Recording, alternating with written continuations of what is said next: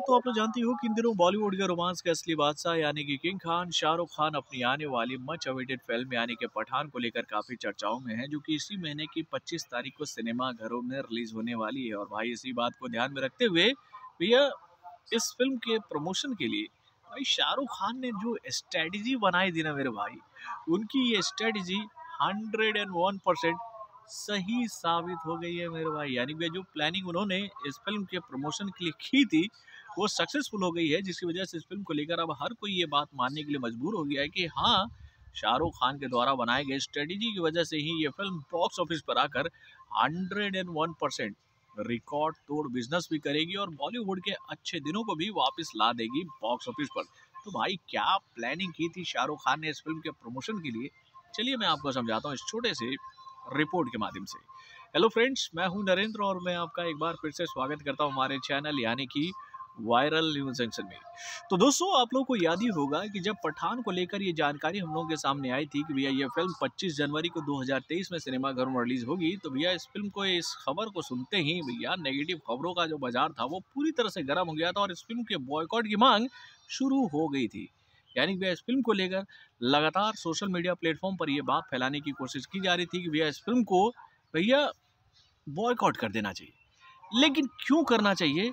इसका सटीक जवाब किसी के पास नहीं था। फिर जब इस फिल्म का पहला सॉन्ग यानी कि बेशर्म रंग हम लोग के सामने आया, तो भैया इस रंग को देखने के बाद जो भैया खबरें हम लोगों के सामने आई, जो आवाज़ें उठने लगी भैया बेशर्म रंग के रंग को देखने के बाद, तो भैया इस फिल्म को लेकर बॉयकॉट की मांग और तेज हो गई। उसके बाद जब इस फिल्म का पठान सॉन्ग हम लोगों के सामने आया यानी कि झूमे जो पठान, तो भैया उस सॉन्ग को देखने के बाद ये जो बॉयकॉट वाली आवाज़ थी वो थोड़ी सी और तेज हो गई। देन उसके बाद जब इस फिल्म का ट्रेलर हम लोगों के सामने आया, तो भैया कंफ्यूज हो गई बॉयकॉट गैंग कि भैया हमने तो जो सोचा था फिल्म में कहानी तो कुछ और नज़र आ रही है। यानी कि भाई जब इस फिल्म का सॉन्ग हम लोगों के सामने आया, जब इस फिल्म का ट्रेलर हम लोगों के सामने आया, तो हम लोगों ने एक खास बात देखी कि भैया इस फिल्म से जुड़े हुए जितने भी कलाकार थे, इस फिल्म के जो मेकर थे, इवन शाहरुख खान भी किसी भी मीडिया हाउस के सामने जाकर इस फिल्म के लिए कोई इंटरव्यू नहीं दे रहे थे। यानी कि भैया इस फिल्म के गानों को रिलीज करने से पहले, इस फिल्म के ट्रेलर को रिलीज करने से पहले इस फिल्म के मेकरों के द्वारा, इस फिल्म के कलाकारों के द्वारा कोई भी इंटरव्यू नहीं दिया गया, ये कहते हुए कि भैया उनकी फिल्म की कहानी क्या है, इस फिल्म में आपको क्या देखने को मिलेगा, इस फिल्म को लेकर जो बवाल मचा है वो क्या सही है गलत है। यानी कि भैया इन सभी बातों को नेगलेक्ट करने की कोशिश की गई इस फिल्म के मेकरों के द्वारा। और यही स्ट्रैटेजी इस फिल्म के मेकरों की थी कि भैया हम इस फिल्म से जुड़े हुए अपडेट्स को रिलीज़ करने से पहले हम कोई भी इंटरव्यू सोशल मीडिया प्लेटफॉर्म पर नहीं देंगे और भाई हम हवा के रुख को पढ़ेंगे। और भाई हवा का रुख इस फिल्म को लेकर इतना नेगेटिव पहले बना जिसका फ़ायदा इस फिल्म के मेकरों को हुआ। यानी कि भाई बिना मांगे इस फिल्म को ऐसा प्रमोशन मिला जो कि भैया पैसे खर्च करके भी पठान को हासिल नहीं होती। यानी कि भैया इस फिल्म का आधा से ज़्यादा काम तो बेशर्म रंग ने ही कर दिया, जिसकी वजह से भैया इस फिल्म का रंग जो है वो पूरे विश्व पर चढ़ गया। यानी कि भाई मुफ्त में ही भैया पठान को पब्लिसिटी मिल गई। उसके बाद भैया इस फिल्म का जो एक और नेगेटिव पहलू हमें देखने को मिल रहा था कि भैया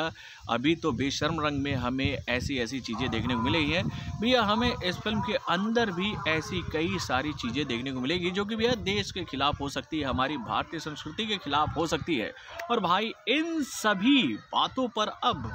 कहते हैं ना कि सील लगा दिया गया है, यानी कि इन सभी बातों को खारिज कर दिया गया है सेंसर बोर्ड के द्वारा इस फिल्म को UA का सर्टिफिकेट देकर। यानी कि ये फिल्म हर एक इंसान, हर एक बच्चा देख सकता है। यानी भैया आप इस फिल्म को परिवार के साथ जाकर सिनेमा घरों में देख सकते हो। और भाई जब सेंसर बोर्ड के द्वारा इस फिल्म को ये सर्टिफिकेट मिल गया, तो भाई बॉयकॉट गैंग और कंफ्यूज हो गई कि भाई अब हम करें तो क्या करें। उसके बाद भैया इस फिल्म के लिए तीसरा जो सबसे बड़ा सोने पर सुहागा वाला जो मूवमेंट हुआ है वो हुआ है हमारे देश के प्रधानमंत्री के द्वारा कहे गए इन बातों की वजह से, जिसमें उन्होंने ये बात कही है कि भैया किसी भी फिल्म के बारे में भैया लीडरों को बिना सोचे समझे कुछ भी नहीं कह देना चाहिए। यानी कि भैया प्रधानमंत्री के द्वारा दिए गए इन वक्तव्यों को जोड़ कर देखा जा रहा है पठान के लिए कि भाई पठान को लेकर जो ये बेवकूफ़ाना भैया कंट्रोवर्सी शुरू की गई थी उस कंट्रोवर्सी से भैया अपने लीडरों को सावधान रहने की नसीहत दे रहे हैं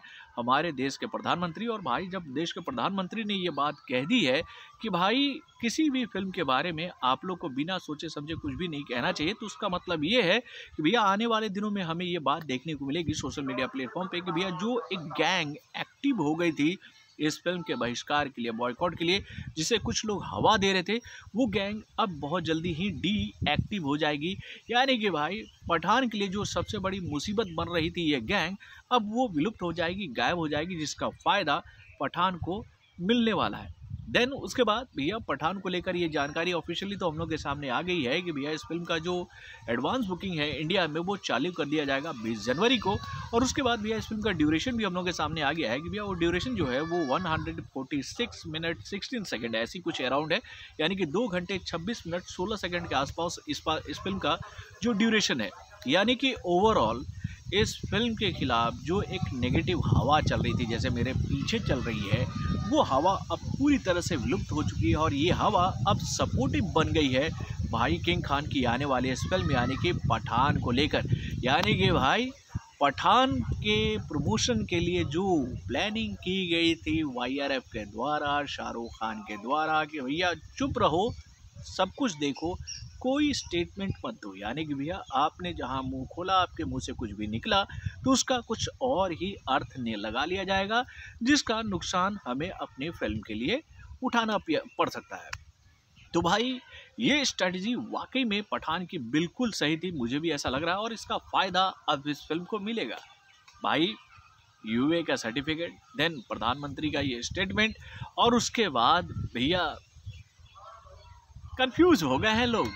कि हम इस फिल्म को अच्छा बोले कि बुरा बोले, क्योंकि शाहरुख खान ने तो भैया देशभक्ति वाले लाइन भी इस फिल्म के ट्रेलर में बोल दिए हैं। और हो सकता है कि आने वाले दिनों में जब ये फिल्म सिनेमाघर में रिलीज होगी तो इसमें और भी कई सारे देशभक्ति वाले लाइन हमें देखने को मिलेंगे। और अभी तो इस फिल्म का दूसरा ट्रेलर भी आने वाला है जिसमें आपको दबंग खान का ज़बरदस्त भैया कैमो वाला अवतार भी देखने को मिलेगा। तो उसको देखने के बाद तो भैया इस फिल्म का क्रेज़ और भी बढ़ जाएगा। तो दोस्तों आप अपने कमेंट के माध्यम से ज़रूर बताइएगा कि भैया शाहरुख खान ने अपने इस फिल्म के लिए जो ये प्रमोशन वाला जो तरीका अपनाया था ये बिल्कुल सही था कि नहीं, कि भैया चुप रहो,